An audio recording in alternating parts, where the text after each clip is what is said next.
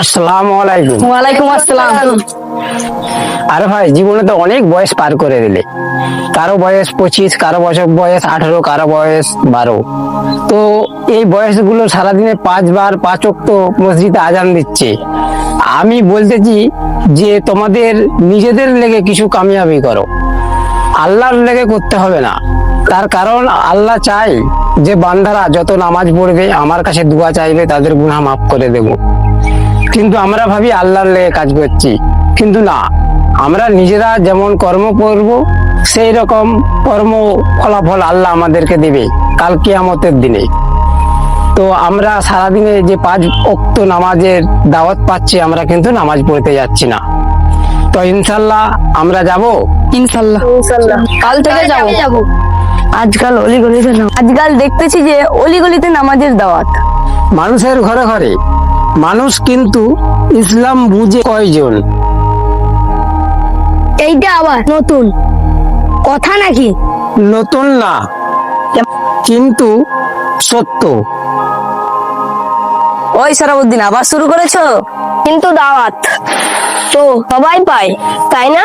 হ্যাঁ ভাই, আর তো সবাই পায়, এটাই তো সমস্যা, কেউ বুঝে না।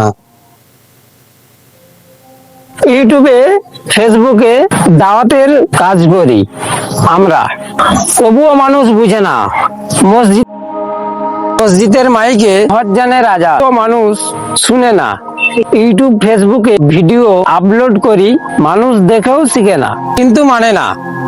শুনে আবার ভুলে যায়। কাল থেকে নামাজ পড়বো কাল থেকে নামাজ পড়বো ইনশাল্লাহ।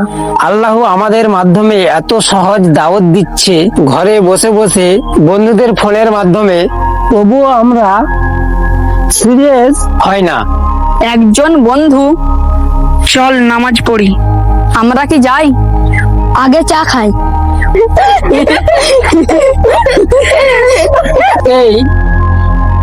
এই জন্য আমরা পিছিয়ে। কাছে দাওয়াত, দূরে না।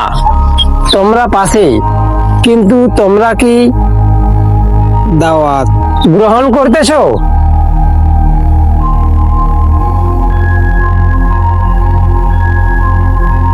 আজ থেকে বদলাও, কাল না।